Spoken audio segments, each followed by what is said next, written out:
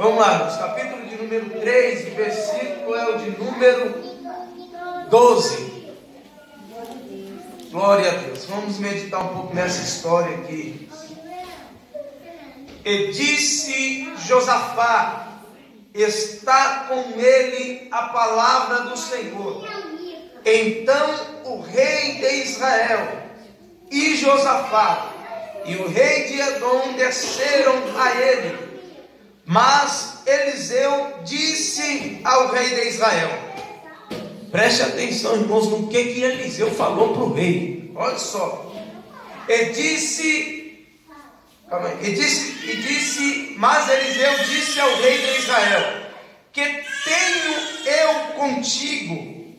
Vai aos profetas de teu pai e os profetas da tua mãe. Porém o rei de Israel lhe disse: não, porque o Senhor chamou esses 3 reis para os entregar às mãos dos moabitas. E disse o profeta Eliseu: vive o Senhor dos exércitos, pela cuja presença estou, que se eu não respeitasse, isso aqui, irmãos, olha só, se eu não respeitasse a presença de Josafá, rei de Judá, nem olharia para ti e eu nem te veria. Já pensou, irmãos, o profeta chegar no rei e falar assim: se eu não respeitasse Josafá, nem na sua cara eu olhava. Irmãos, eu estava meditando nesse texto, e algumas escolas dominicais atrás nós falamos um pouco sobre a divisão do reino de Israel. Todos nós, irmãos, sabemos que o povo de Israel, a nação de Israel, o povo separado por Deus, ele foi constituído por 12 tribos. 12 tribos que veio dos 12 filhos de José. José que, quando ele estava no Egito, os 12 filhos de Jacó, irmãos, perdão, os 12 filhos de Jacó constituíram as 12 tribos de Israel. E nós sabemos, irmãos, que quem veio no culto quarta-feira viu nosso irmão Rafael pregando aqui, falando sobre Saul sendo o primeiro rei de Israel, constituído pela vontade do povo, e Davi posteriormente sendo o primeiro rei de Israel. Quando Saul ele era rei de Israel e Davi também sendo rei de Israel, ele dominava sobre Israel por completo. Era um povo só, era uma nação só, constituída pelas 12 tribos. Após a morte de Davi, Salomão ele assume, e no reinado de Salomão ainda era um povo só. Mas após a morte de Salomão, entra agora Roboão e Jeroboão, que eles dividem o povo de Israel. Dividindo o povo de Israel, vai 12 tribos, vai 10 tribos para um lado, vai 12 tribos para o sul, e vai 10 tribos para o sul e 2 tribos para o norte. E aí, irmãos, o reino de Israel ele fica dividido. E aí fica rei em Judá e rei em Israel. É por isso que às vezes, irmãos, quando é muito importante nós pegarmos o livro dos reis de Israel e entender isso daqui. Quando a Bíblia está falando de um rei de Israel e quando a Bíblia está falando de um rei de Judá, mesmo sendo o mesmo povo. Nós estávamos falando aqui que Jeroboão ele cria Samaria e o povo de Judá agora fica em Jerusalém. Então existia um templo que se adorava ao Deus de Abraão, de Isaac e de Jacó em Samaria, e existia um templo que se adorava a Deus em Jerusalém, criado por Salomão.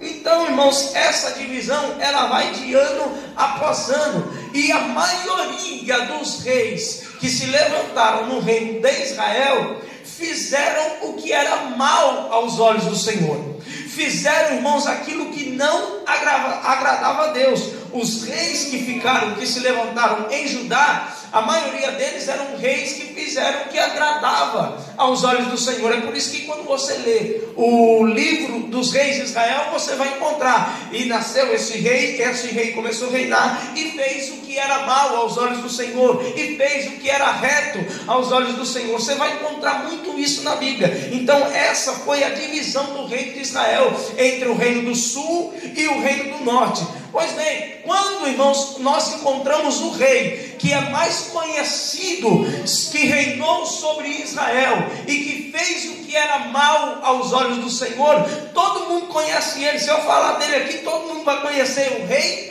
Acabe. O rei Acabe foi um rei de Israel que fez o que era mal aos olhos do Senhor. Sabendo, irmãos, lembre isso é muito importante: reino do sul, reino do norte, reino de Israel, reino de Judá, mesmo Samaria e Jerusalém, existia uma divisão. O samaritano não falava com o judeu e sucessivamente. Pois bem, mas mesmo sendo o mesmo povo, mesmo sendo a mesma gente, pois bem, o rei Acabe, irmãos, ele fez o que era mal aos olhos do Senhor. Todo mundo conhece Acabe, todo mundo conhece Jezabel. Quando Jezabel ela quis matar Elias, o que ela disse que ainda quando chegasse pela manhã ela faria com Elias o mesmo que Elias fez com os profetas que sentavam à sua mesa. Esses profetas que sentavam na mesa de Jezabel, esses profetas que somente profetizavam o que Acabe queria. Quando Acabe queria subir a uma guerra, ele chamava os profetas, e esses profetas eram comprados. Jezabel deixava eles sentar na mesa. Jezabel dava comida boa para eles. Jezabel cuidava bem deles, e eles profetizavam para Jezabel e para Acabe somente coisa boa. Então eles sentavam na mesa de Jezabel, até que se levantou Elias. Deus levantou Elias com um propósito de trazer Israel de volta para adorar ao Deus de Abraão, de Isaac e de Jacó. Este propósito de Elias, ele foi cumprido no Monte Carmelo, quando ele leva o povo de Israel até o Monte Carmelo, e eles falam assim: ore a Baal, porque o povo de Israel estava com a mente cauterizada que agora o Deus deles era Baal, que agora quem guerreava por eles era Baal, quem estava com eles era Baal. Aí Elias leva eles até o Monte Carmelo para mostrar para eles que Baal não tinha poder algum. Aí ele fala assim: ora vocês profetas ao Deus de vocês, ore a Baal, eu vou orar ao meu Deus, e Israel vai tomar a decisão de quem é o vosso Deus. O propósito de Elias, irmãos, não era mostrar que o Deus dele era maior do que o do outro, que ele tinha mais unção do que o outro, que ele podia mais do que os outros. Não, ele olhou e falou assim: ó, vocês vão orar, os profetas de Baal, orem ao vosso Deus, eu vou orar ao meu Deus, e Israel vai ficar como plateia, observando qual é o Deus que vai responder. Aí a Bíblia vai dizer que os profetas de Baal oraram, clamaram até o meio-dia, e nada do Deus deles responder. Quando Elias ele começa a orar, aquela oração foi simples e rápida, mas uma oração simples e rápida, quando o altar está consertado, quando tem peso no altar, irmãos, a oração ela pode ser rápida, mas Deus ele responde com fogo. Ainda que a oração seja rápida, mas se tiver peso no altar, se tiver sacrifício no altar, se tiver pessoa com comunhão com Deus, Deus ele responde com fogo. Aí a Bíblia vai dizer que Deus respondeu com fogo, consumiu o holocausto. Israel tomou a decisão, falou: nosso Deus é o Deus de Abraão, de Isaac e de Jacó, é o Deus de Elias. E Israel volta a adorar ao Deus de Abraão, de Isaac e de Jacó, dentro do reinado de Acabe.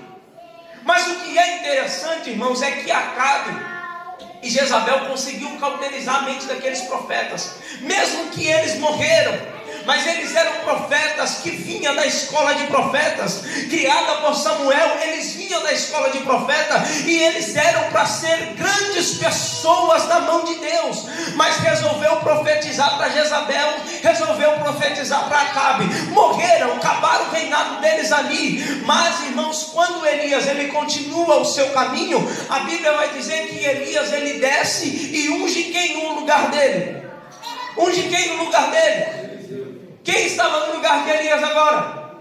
Irmãos, esta marca dos profetas que profetizaram para Acabe ficou no coração de Eliseu. Esta marca, irmãos, desses profetas que profetizavam para Acabe e para Jezabel ficou no coração de Eliseu. Aí a Bíblia vai dizer que Acabe ele morreu. Se levanta agora no reinado do sul Josafá, no reinado de Judá. No reinado de Judá, agora o rei de Judá era Josafá. Josafá, ele fez aliança com Acabe, ele fez aliança errada, teve um dia que eu até preguei aqui, a aliança que Josafá ele faz com Acabe, e o servo joga a flecha e consegue acertar Acabe e ele morre ali. Pois bem, quando Acabe ele morre, se levanta agora em Israel o filho dele, Jorão. Jorão agora ele é o rei de Israel e Josafá o rei de Judá, mesmo sendo o mesmo povo. Mas, irmãos, o que a Bíblia vai dizer, eu quero que você acompanhe a história comigo aqui, porque eu quero terminar rápido, eu só tenho 10 minutos, eu quero falar tudo bem rapidinho. Olha só, irmãos, a Bíblia vai dizer que quando o rei Acabe ele morre, o rei de Moabe ele tinha um contrato com Acabe. O rei de Moabe ele comprava, ele criava gados e ele contava com o gado de Israel. Ele pagava uma certa finança, ele pagava em carneiro, ele pagava em cabrito para Israel. Era um contrato que ele tinha com Acabe. Mas quando Acabe ele morre, ele quer romper esse contrato. Aí a Bíblia vai dizer que ele não paga aquilo que ele já tinha consumido do reino de Israel. O que é interessante, irmãos, é que agora o rei que fazia o que era mal aos olhos do Senhor, porque os reis de Israel sempre fez o que era mal aos olhos do Senhor, e Jorão ele era da mesma forma, ele fez o que era mal aos olhos do Senhor, ainda como o seu pai. Então, irmãos, quando esta dívida está lá para se pagar e eles não querem pagar, aí a Bíblia vai dizer que Jorão ele tem uma ideia. O reino que estava dividido, ele vai até Josafá agora e fala assim: Josafá, eu vou subir para guerrear contra os moabitas, porque eles me devem e não querem pagar. Você vem comigo? Josafá ele olha e fala assim: eu irei, o seu Deus será o meu Deus, o seu povo o meu povo, os seus soldados os meus soldados. Aí Josafá ele faz uma aliança com o reinado de Israel. Agora nós vemos de novo um reinado que estava dividido, Judá para lá e o sul para lá e o norte para cá, que não se falava, que não se comunicava, se uniram agora de novo em Josafá e Jorão. Aí a Bíblia vai dizer que eles vão pelo deserto de Edom, pegam o rei de Edom e começam a caminhar pelo caminho. No meio do caminho a água do gado acaba. No meio do caminho a água do gado acaba. Eles não têm mantimento para chegar até os moabitas, e eles sabendo que se o gado não comesse, não bebesse, chegasse aos moabitas, eles perderiam a guerra. Aí o rei de Israel fala assim: e agora? Deus nos trouxe aqui para nos fazer morrer nesse deserto, morrer nas mãos dos moabitas. Deus ele fez isso conosco. Percebam, irmãos, que a intenção do rei Jorão é boa. E aí é onde está o texto que eu quero pregar aqui nessa noite. A intenção do rei Jorão é boa. Ele fala assim: aonde tem um profeta para nós consultarmos a Deus? Ele tem a voz de Deus, a palavra de Deus está com ele. Nós precisamos de um profeta para nos orientar. Aí o rei Josafá, como conhecia Eliseu, ele fala assim: por perto aqui tem o profeta Eliseu, vamos lá e vamos conversar com ele. Quando o rei Jorão chega na frente do profeta Eliseu, o profeta Eliseu já estava com aquela marca do passado. Os profetas de Baal, junto com os profetas de Azera, os profetas que saíram da escola de profeta, ele já estava com aquilo no coração. Quando o rei Jorão ele chega na frente do profeta Eliseu, ele fala assim: a palavra do Senhor está contigo, nós viemos te consultar. Ele fala assim: o que tem o meu contigo? Não era nem para mim estar olhando na sua cara, não era nem para mim estar olhando para você, não era nem para mim estar conversando com você. Por quê, irmãos? Porque uma marca que o seu pai deixou sobre o seu filho. Quando eu olhei para isso daqui, irmãos, eu estava lendo isso daqui e eu falei assim: Deus, mas quem errou foi o rei Acabe e não o rei Jorão. Não foi o rei Jorão que teve profeta sentado à sua mesa, foi o rei Acabe. Foi o rei Acabe e a sua esposa Jezabel que começaram a consultar os profetas, e os profetas começaram a mentir para ele. Por que Eliseu olhou para o rei Jorão e falou assim: que tenho eu contigo? Não era nem para mim estar olhando. Irmãos, a Bíblia vai dizer, o texto onde nós lemos, que o rei Eliseu, ele olha para o rei Jorão e fala assim: vai perguntar para os profetas do seu pai e para os profetas da tua mãe. Ele faz referência aos profetas de Baal e aos profetas de Azera. Ele faz referência a esses profetas, mesmo eles tendo sido mortos. Eu comecei a entender, irmãos, que nós precisamos tomar conta dos nossos passos. Aleluia! Porque existe, irmãos, nós querendo ou não, Acabe, ele mal poderia pensar que isso iria trazer um peso sobre o reinado do seu filho. Ele nem imaginava que aquela atitude que ele estava tomando traria um peso para o reinado do seu filho, mas trouxe. Mas trouxe a voz do profeta dizendo: não era nem para me olhar na tua cara. O profeta, ele disse: se eu não respeitasse muito o rei Josafá, que está aqui na minha frente, se eu não respeitasse, se eu não soubesse quem é Josafá, quem foi o seu pai, quem foi sua mãe, se eu não soubesse a índole e o caráter do rei Josafá, eu nem olharia na sua cara. Porque, irmãos, um peso que o seu pai colocou sobre as costas do seu filho. Então, irmãos, eu começo a entender que nós precisamos dirigir as nossas palavras, o que nós falamos, o que nós fazemos da nossa vida, porque existe um legado que nós estamos deixando sobre os nossos filhos. Existe um legado, irmão. Já pensou você chegar em algum lugar e a pessoa olhar e falar assim: eu conheci o teu pai, eu conheci a tua mãe, aquele cara ficou me devendo, fez isso, fez aquilo, eu não quero nem olhar na sua cara. Aí você vai olhar e falar assim: mas foi meu pai, foi ele lá para trás. Aí você acaba carregando o peso do seu pai e da sua mãe. Mas imagine só, você chegar em um lugar e a pessoa dizer assim: seu pai era homem de Deus, seu pai era profeta de Deus. Existe uma responsabilidade espiritual sobre a tua vida, irmãos. Entenda isso daqui. Nós já estamos falando, é muito bom nós falarmos: Israel herdou a terra que mana leite e mel. Aí, para falar, irmãos, dessa descendência, Deus, ele fala assim: eu vou dar a terra que eu prometi a Abraão, a Isaac e a Jacó. Sabe o que isso é exemplo, irmãos? É a profecia de Deus, a promessa de Deus. Ela vai de pai para filho. Se Deus está dizendo que vai encher alguém do Espírito Santo, é porque Deus quer encher o pai e o filho, é porque Deus quer fazer na família completa. Agora, irmãos, não existe, irmãos, um peso de irresponsabilidade que eu tenho diante de Deus hoje e meu filho pagar por isso, dizendo, um profeta olhar para ele e falar assim: eu não quero olhar nem na sua cara, porque o seu pai foi uma pessoa que não adorou a Deus, o seu pai foi uma pessoa irresponsável com o ministério. Então seja responsável hoje com o ministério que Deus te deu, para que Deus honre o teu filho amanhã.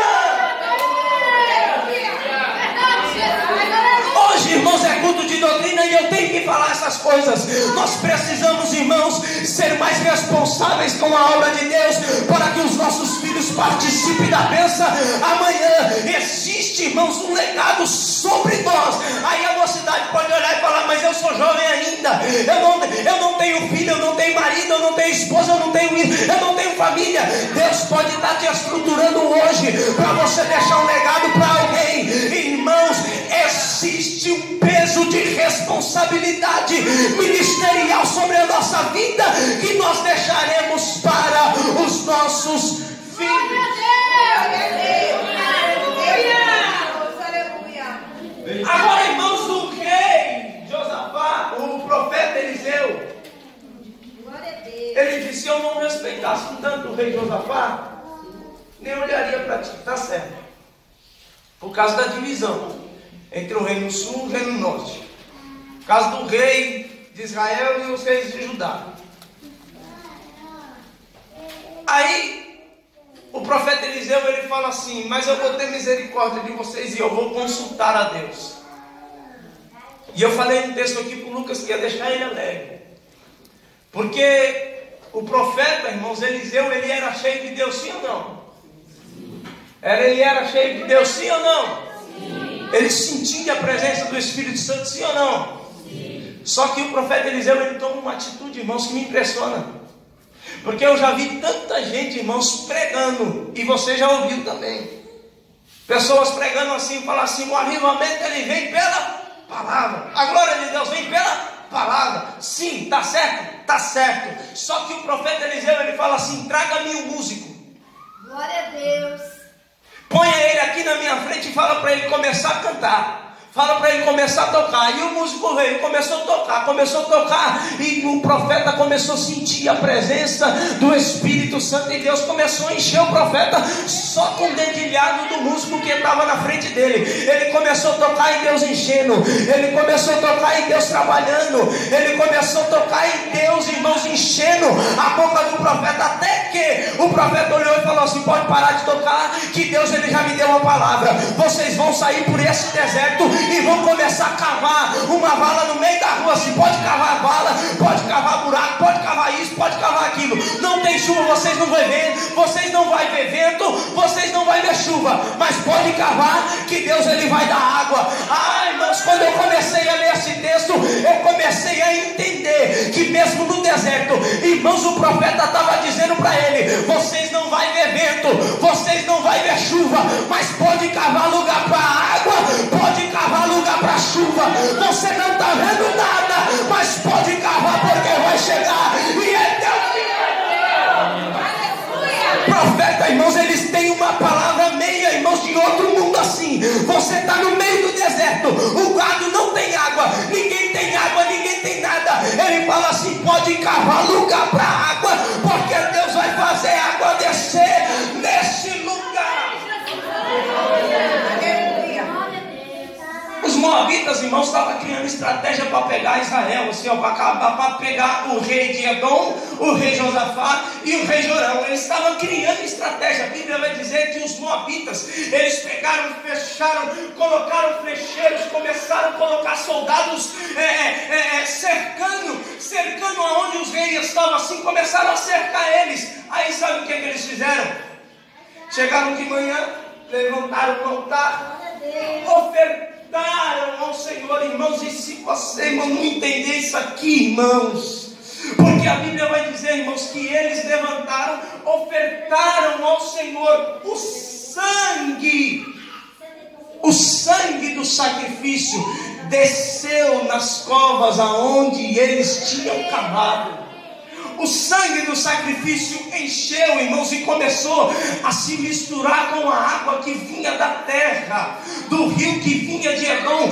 O sangue se misturou com a água, e quando esta água misturada com o sangue começou a correr, esta água chegou até os soldados dos moabitas, até aqueles soldados, e eles olharam para aquela água que era cor de sangue. Eles falaram assim: certamente esses reis não se deram certo, porque rei de Israel com o rei de Judá nunca se deram certo. Certamente esses reis se juntaram, não deram certo um com o outro, mataram um ao outro, e este sangue que está correndo aqui é o sangue deles. A guerra está vencida, a guerra está bem facinho, vamos entrar lá. Eles já perderam a guerra. Quando ele chega lá, os soldados estão lá, os governantes estão lá, os reis estão lá, só esperando a presença dele. Irmãos, quando eu entendi isso daqui, eu entendi, irmãos, que eu ofereço ao Senhor, e o sangue do Senhor Salvador Jesus Cristo começa a correr pela vala que eu cavei, e os soldados inimigos começam a ficar sem entender: será que ele morreu?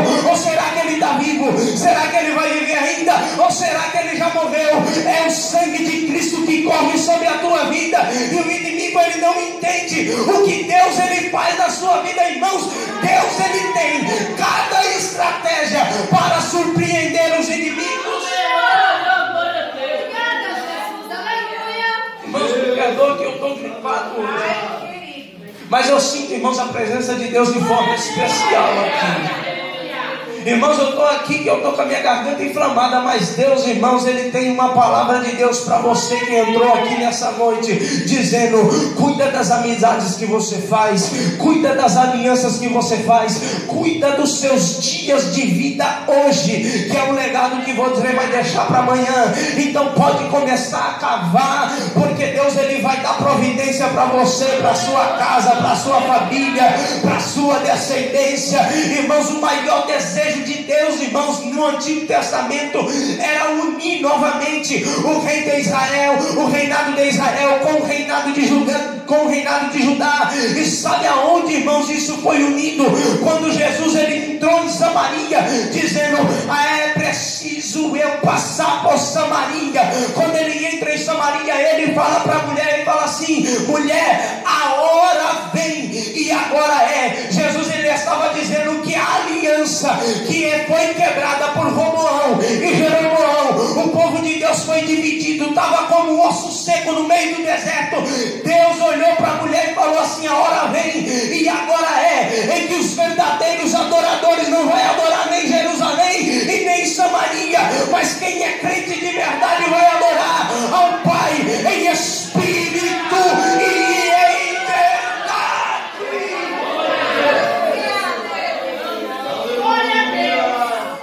A aliança foi refeita pelo sangue de Jesus. O sangue de Jesus começou a correr na vala, o sangue de Jesus começou a encher o poço. Irmãos, o sangue de Jesus, o sangue do sacrifício, começou a deixar o inimigo atormentado. O sangue de Jesus Cristo começou a deixar o inimigo perturbado, porque muitas pessoas olham para você e não entendem por que hoje você está na igreja, por que hoje você serve a Deus, porque você parecia dado como morto, porque o inimigo já tentou destruir sua casa uma vez, o inimigo já tentou destruir seu casamento uma vez, o inimigo já te perseguiu no deserto uma vez. Sabe por que ele não conseguiu te destruir? Porque o sangue de Jesus deixou o inimigo atormentado. Ele não sabia se você estava vivo ou se você estava morto, se o seu casamento tinha acabado ou se estava se fortalecendo. O inimigo ficou atormentado, porque o sangue de Jesus, ele te libertou. O sangue de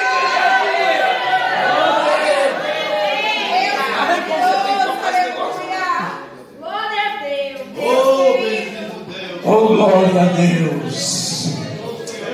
Oh, glória a Deus. Não deixa eu nem falar sobre música aqui. Assim, eu quase não fico mais 20 minutos falando aqui só sobre música, porque Deus usou, irmãos, tanto música para tocar esse negócio aí, e a bênção de Deus, a glória de Deus descia no lugar, a glória de Deus incendiava, irmão, no lugar. Quando o músico pegava e falava: vamos tocar buzina, vamos tocar alaúde, vamos tocar harpa. Davi tocou a harpa, o demônio sumiu. Asaf regeu o coral, eles cantavam e a glória de Deus encheu o templo. Esse tangedor tocou e o profeta foi cheio do Espírito Santo. Então música alegra o coração de Deus, a adoração alegra o coração de Deus Todo-Poderoso. A música alegra o coração de Deus. Sabia que às vezes Deus cobra isso de nós, irmãos? Aleluia! Aleluia! Às vezes eu sinto, irmãos, só para me fechar aqui, já passei da hora, os irmãos não têm relógio, mas tem, irmãos, agora tem relógio, os irmãos. Mas aquele ali não tem. Só para me fechar aqui, irmãos, às vezes eu sinto até vamos supor assim, até uma vergonha diante de Deus, que às vezes eu quero cantar um hino e não lembro de nenhum. Deus. Eu fico assim: quem é que eu vou cantar? Aí eu começo a cantar um hino, aí eu estou lá no meu serviço, porque é sempre bom a gente trabalhar e cantando, né? Enquanto a gente está cantando, a gente além de a gente está sendo cheio da presença de Deus, a gente está evangelizando também. E a pessoa passa do meu lado assim, eu faço questão de cantar um hino da harpa para a pessoa perguntar se eu sou crente. Aleluia! Aí eu começo a cantar aqui, e daqui a pouco eu falo assim: agora eu vou cantar outro hino. Começo a cantar outro hino, daqui a pouco eu estou cantando o mesmo hino que eu estava cantando atrás. Mas eu não sei cantar outro hino, não só esse. E eu falo assim: Deus, me dá hino, Pai. Eu quero cantar hinos novos, eu quero cantar, eu quero te adorar, Senhor. Eu quero viver debaixo da palavra, mas eu quero viver debaixo do louvor, porque eu sei que o louvor alegra o coração de Deus também.